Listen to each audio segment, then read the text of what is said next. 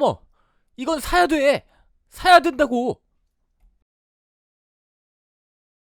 안녕하세요. 닥터 J 장의사입니다. 오늘은 북에서 온 첫 번째이자 마지막 거물 뻘건 전사 황장엽에 대해서 알아보겠습니다. 황장엽은 평안남도 강동군 출신으로 일본의 주요 대학, 김일성 종합대학, 모스크바 대학 등을 거치며 석박사 학위를 받은 사람입니다. 황장엽은 일제강점기나 6.25 전쟁 당시에는 큰 이력이 없으며 모스크바 유학 이후 1953년 말에 전쟁이 일시적으로 끝난 다음 북한으로 귀국하기 때문에 전란을 피할 수 있었습니다. 문제는 이 사람이 1997년 대한민국으로 망명을 오게 되는데요. 이 사건은 당시 엄청난 파장을 일으켰습니다. 왜냐하면 황장엽은 정치적, 사상적 의미로 북한 핵심부의 인물이라 볼 수 있었습니다. 정치적으로는 북한 노동당 중앙위원, 최고인민회의 의장, 노동당 비서, 최고인민회의 외교위원회 위원장 등 장관급 이상 총리급 인사라 볼 수 있죠. 물론 북한에서 2인자, 3인자급의 권력은 사실은 크게 의미는 없습니다.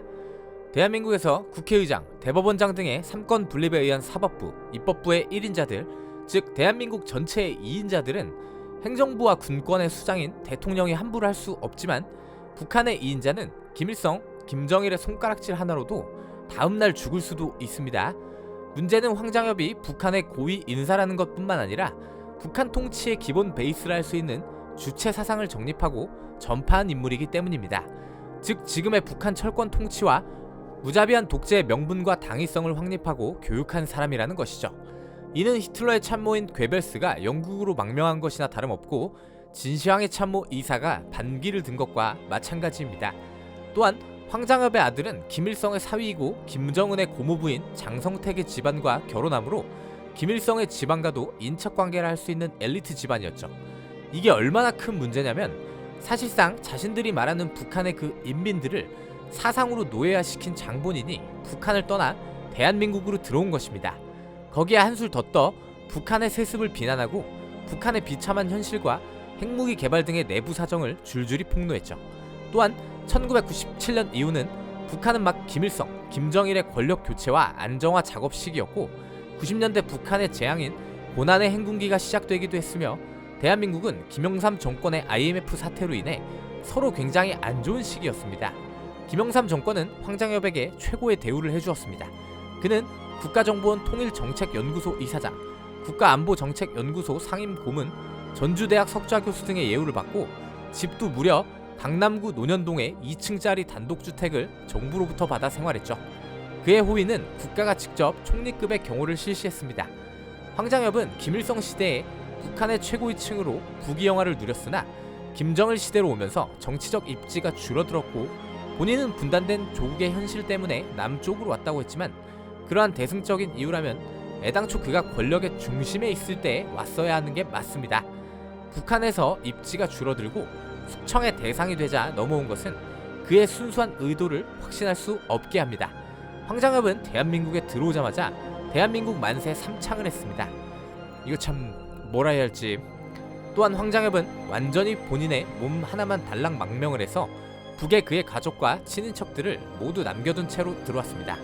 북한 체제의 특성상 남은 이들이 무자비한 보복을 당했을 것은 자명한 일이고 실제로 많은 증언에서 그의 가족들이 자결하거나 수용소로 끌려갔다는 말이 나왔습니다. 그는 북한과 김정일 정권을 비판하면서 활동했지만 사실 그런 압제와 독재의 명분을 만든 사람이 하는 활동이었기에 비난도 많이 받았죠. 또한 김영삼 정권 이후 들어선 김대중 정부에서는 국가적인 제재에 활동을 제약받기도 했습니다. 김대중 정부는 북한에 대해 온건 친화 정책을 내세웠고 그 뒤를 이은 노무현 정권도 김대중 정권 같지는 않았지만 기본적으로 북한에 대한 온건 노선을 취했기 때문에 황장엽의 북한을 비난하는 활동은 국가적으로 부담이었습니다. 실제로 황장엽은 2001년 김대중 정부 당시 대한민국을 떠나 미국으로 다시 망명을 하여 북한 망명 정부를 만들려 한 사실이 드러나기도 했습니다. 당시의 대한민국 외교 상황에서는 본인이 원하는 활동을 하기 어렵다고 판단했을 겁니다. 사실 이름값에 비해 북한 체제의 붕괴와 약점을 보여주는 정치적 선전으로 활용되었을 뿐 황장엽 본인이 그렇게 활발한 활동을 하지도 못했고 북한 내부의 상황 파악을 비롯한 몇 가지 이점 말고는 크게 쓰이는 경우는 없었습니다. 우리가 잘 생각해봐야 할 것은 황장엽이라는 거물의 죽음 그 이후입니다. 황장엽은 2010년 자택에서 사망했고 국가적으로 대대적인 예우를 감행했습니다. 수많은 반대 의견이 있었는데도 그대로 밀어붙였죠. 문제는 이 당시 정권은 보수정당이 집권하던 보수정권으로 대북 강경책을 쓰던 이명박 정권 시절이었습니다. 황장엽은 국립묘지 안치가 결정되었는데 현충원은 대한민국을 위한 무공이나 독립유공 또는 대한민국을 위해 공로를 세운 순직자 등의 애국자들을 모신 곳입니다. 황장엽은 아예 현충원에 안장될 어떠한 법적 근거나 원칙에 부합하는 요소가 하나도 없습니다. 그래서 그 근거를 만들기 위해 사후 즉시 대한민국 민간인이 받을 수 있는 1등급 훈장 무궁화장을 추서했고 이를 근거로 심사를 거쳐 대전 현충원 안장이 결정되었죠. 이것은 사실 말이 되지 않는 것으로 엄청난 반대 여론이 있었습니다. 더군다나 보수 정권에서 일어난 일이라고 보기에는 쉽게 납득이 안 되는 일이었죠. 그리고 어느 정도의 예우였냐면 황장엽의 장례 위원장에 무려 김영삼 전 대통령이 참여했고 여당인 한나라당 의원들과 정부 고위층 인사들이 참여했습니다. 김무성, 나경원, 정두원 등의 최고 위원들이 모두 참여했죠. 그러나 민주당 인사들이나 진보신당, 민주노동당 등의 진보 계열은 황장엽의 장례식에 거의 참여하지 않았고 당 차원에서도 아예 부정적인 입장을 발표했습니다. 정세균 민주당 최고위원은 이렇게 말했습니다. 이분은 주체사상의 이론적 기초를 닦았고 오늘날 북한 현실에 대해 책임이 있으며 남한에 와서 주체사상을 부정한 바가 없다. 현충원에 안장된다면 대한민국 정체성에 혼란을 제기할 수 있어 적절치 않다고 판단한다.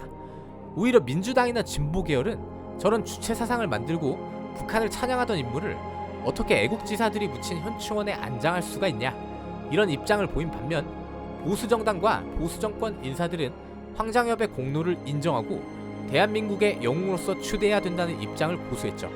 이게 사실 굉장히 웃기지 않나요? 제 생각엔 보수와 진보가 뒤바뀐 것 같습니다. 진보는 어떻게 저런 뻘건 분을 현충원에 묻냐라고 하고 있고 보수는 그래도 공로를 인정해야 한다 라고 말하고 있으니까요.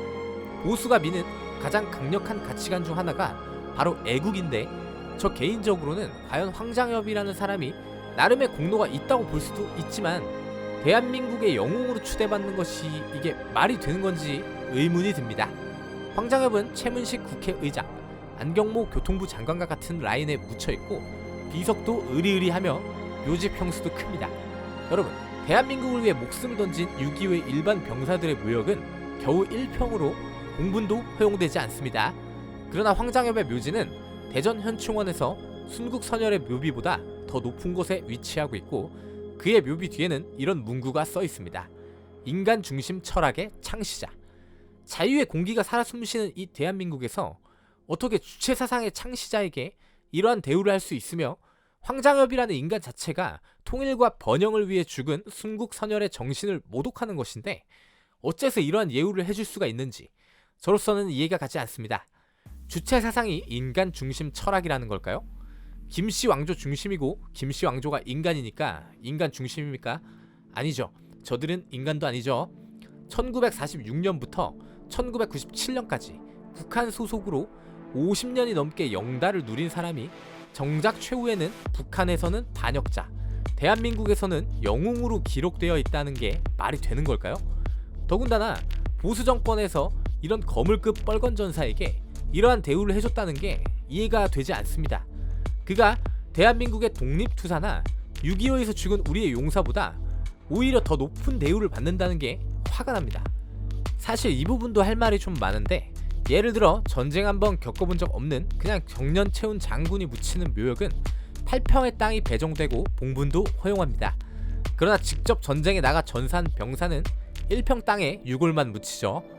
미국이나 중국은 직책이나 신분을 떠나 무덤의 크기를 똑같이 배정하고 있습니다. 이제는 장군도 병사와 같은 1평 묘역을 쓰도록 바뀌었지만 과거에는 나라를 위해 싸우다 죽은 후에도 차별과 신분이 존재했습니다. 이건 나중에 꼭 다뤄보겠습니다. 북이 영화는 북한에서 누리고 죽은 후에 대한민국에서 영웅이 된 붉은 전사 황장엽 편이었습니다. 감사합니다.